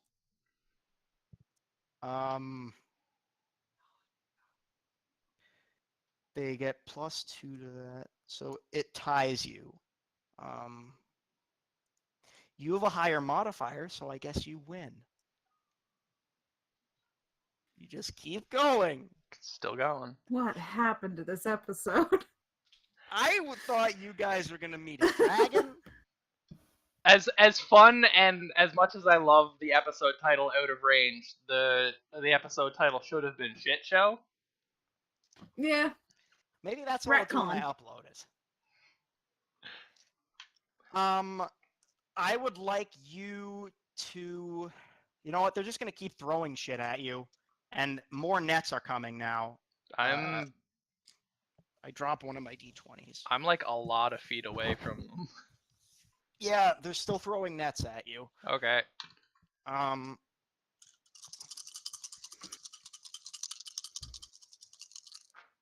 Okay. That is, I believe, 17, 17, 18, and that one's for sure a miss. The 18 hits. Just the 18 hits. If I roll a d4, if I roll a 4 on the d4, it is a net. It's a 3. So you take another. That is 7 points of bludgeoning damage as a hammer comes and smacks you in the back of the head. Uncanny dodge. You take 2 points of bludgeoning damage. No, wait. 3 points of bludgeoning damage. Can you hear what's going on in the background, by the way? A little bit, but it's fine. Don't worry about it. Dad, can you please turn the volume down on that? Like it just cuts in every so often. It's fine. Thank you. All right. So that was the dwarves. Yeah. Oh no, wait. Make another wisdom saving throw. Okay. How far is the range on hold person? Well, he's chasing after you. Okay. That's probably gonna work. 6. 6. You got a 6. Yep. You freeze up and fall sideways off the top of one of these stalls and crash down onto the head of the dwarf below you, who is selling fruit, and he just gets a face full of like exotic weird fruit that's all mashed over him. Cool. And you're still holding this axe, and I would like you to make a reflex save. I'm held. Oh, right. Yeah. You fail a reflex save. The axe hits you in the back, and you take 1d10 damage. Okay. And I'm gonna roll. That's a 2 points of damage. No, wait. Right, it's a +2 axe, so that's 4 points of damage.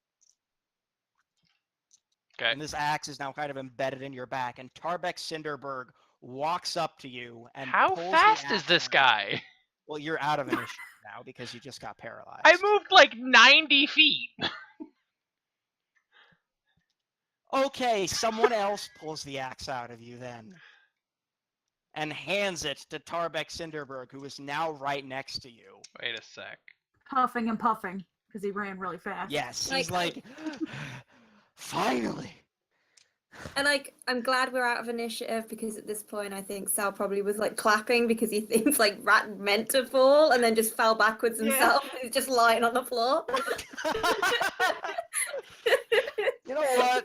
I think that's where, and sort of as you're being dragged back towards where Saoirse and Sel are with basically a small mob of angry dwarves. You hear people cursing and screaming at you, going, "Yeah, we'll have to put him before Loadsmith." And I think that's where we're gonna stop for the night. Are you sure I don't get any other wisdom saves? Why not? Let's see, but you're like, got a lot of people surrounding you right now. That's okay. Oh, fuck, I gave you that God stupid damn it. bow tie, didn't I? One of them grabs the bow tie and yanks it off of you. It's under my sleeve. Never mind. They don't know where it is. They recognize the bow tie, but they don't know where it is. At the end of each of its turns, so make another 2 wisdom saves. This is just a perfect storm of bullshit. Highest was a 10. Okay, you are still paralyzed, and they are dragging you and punching you and kicking you a little bit. You're being kind of roughed up right now. That's just police brutality. No, this Yeah, is a Saoirse's- mob. There are no police. This is just an angry mob. Because you've broken a lot of shit, like jumping from like stall to stall. If they had just let me walk away with the expensive shit that they worked months on to build, then none of this would have happened. They started a fight and took bigger losses because they didn't want to let me walk away with a big old a couple axe. of them actually have like bloody noses and stuff. Some clerics are now coming out to help heal them.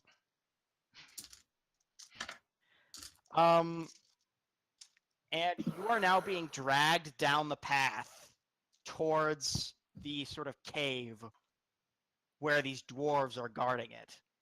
And Okay. Tarbek Cinderbeard is going to take you himself, and you've now been tied up by this angry mob, and sort of start pulling you along the ground, dragging you The paralysis is worn off by this point, but your face is kind of like in the dirt. Where's my tail at? It's not tied. I didn't think of that. Cool. I remember one scenario where you told me that my tail was sharp enough to cut through rope. I did tell you that. That is the thing I did tell you. I'm gonna try that. Okay. And because your hands and legs are all sort of bound together, you really just need to cut this one set of ropes. And I will just make an attack roll for me. Okay. With disadvantage because you're kind of being jostled around. What sort of bonuses am I adding? It's a regular attack roll. Okay, but what am I adding to it? It's just your regular what you would make with a dagger. Okay. It's your I'll say it's your strength modifier Oh, god instead damn of it. your dex modifier. Because you gotta like cut through the ropes. It's not an easy cut. But I would get my proficiency bonus? You would get your proficiency Okay. bonus. 15. You got a 15? Yep. You cut the rope. Neat. And you're sort of on the ground with a face full of dirt. These dwarves are surrounding you. And Tarbeck I thought it was just Cinderberg- Tarbeck dragging me. Now these dwarves, they're kind of catching up to you Okay. now that they've realized you've cut the rope. Welcome to Rat Steal Stuff, the show. And I think that's where we're going to stop it with this angry mob. You're kind of splayed out right in front of Loadsmith's cave. Can I do one thing as a dramatic cliffhanger? Yes, you may. Rat pulls out the crossbow. What crossbow? My hand crossbow that I own. Okay. Because you never said that they took my weapons. No, well, I mean... They would have, but no, I didn't specify. So, yeah, I guess you still have your weapons. And I would like to say, once the crowd started pulling Rat, Saoirse started trying to get to Rat, but she can't seem to kick all these burly dwarves out of the way. You could try. Make an athletics check. We were supposed to end, like... I just want to make sure that we're not going to extend this too far. We're not extending that much further. I'm just going to do some plugs and stuff. Make an athletics check, see if you can get through the crowd. Hell, I just put up all my dice. Oh, I'm so mad. I would just like to let the audience know. That's a nat 20 plus 7. Oh! Okay, you managed to shoulder your way through fairly easily. And if you want, you can even grab Rat.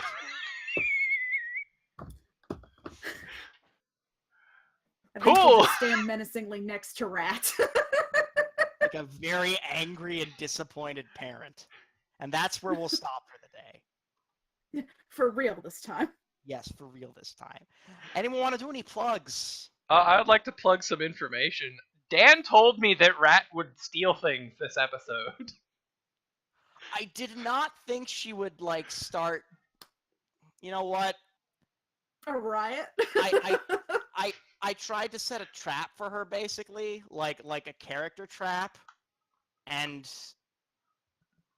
she fell for it, but then kept eluding it, and it made me sad and angry, and kind of used up the whole episode. But I'm also very impressed. And vindictive. Yes, I'm also very impressed. This stuff is more valuable than you would get away with stealing, though. The necklace, whatever, it's like 50 it's a gold, little is what you bauble. said. But yeah, this Fiend Slayer weapon is pretty substantial. I'm assuming that they would have taken that from me. Oh yeah, no, they've taken that. Alright. Plugs. Anyone? No, I got nothing. Follow me on Twitter at Sarah_Desdemona. Follow me on Twitter at Um. Twitter_Sarah Desdemona. I'm kidding. I'm Spartacus. No, I've got nothing except follow me on Twitter at Mustangs Art. I don't want to say it but I think Sarah's doing commissions. Me? Yeah.